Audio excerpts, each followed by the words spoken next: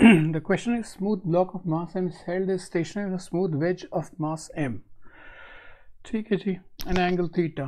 If the system is released from rest, then the normal reaction between the block and the wedge is.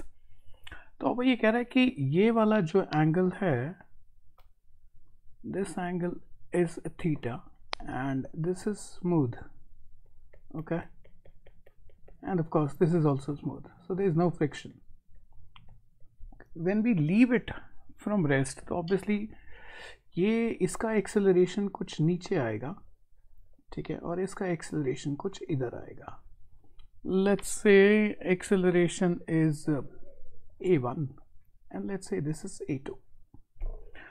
Okay, now let's make this inertial frame. So inertial frame के लिए pseudo force लगा लेते हैं. तो इस पे एक force यहाँ लग जाएगी m टाइम्स a1. इसका मास m है. अब ये कह रहा है कि इट इज ऑफ कोर्स ये रेस्ट पे है, दिस इज एट रेस्ट, ठीक है, एंड ये स्लाइड कर रहा है. कह रहा है स्लाइड करते वक्त नॉर्मल रिएक्शन कितनी होगी. यू हैव टू रिमेंबर, वो कह रहा है स्लाइड करते वक्त. तो अगर आप देखें तो नॉर्मल रिएक्शन निकालने के लिए आप इस पे फोर्सेस निकाल लें कौन कौन सी होगी. तो मैं यही बना देता हूँ कि एक तो ये इस पे नॉर्मल रिएक्शन तो यहाँ होगी, ठीक है जी.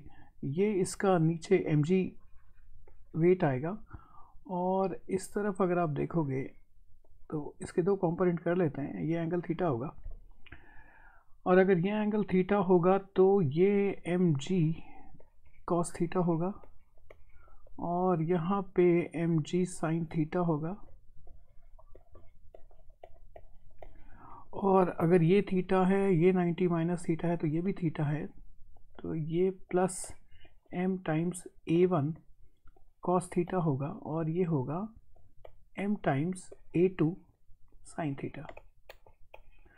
तो क्योंकि ब्लॉक का ऐसे तो कोई मोशन है ही नहीं, तो इसका मतलब normal plus m a2 sin theta must be equal to mg cos theta. तो जो नॉर्मल की वैल्यू बैठी वो बैठी आपकी mg cos theta minus ma2 sin theta. इसमें से कुछ माइनस हो रहा है, सो ऑब्वियसली नॉर्मल की value should be less than mg cos theta. आपके पास आंसर नहीं निकालना था, आपको ये बताना था कि जो भाई जब ये सब कुछ रुका हुआ होता है, स्टेशनरी होता है, तो normal reaction mg cos theta होती है.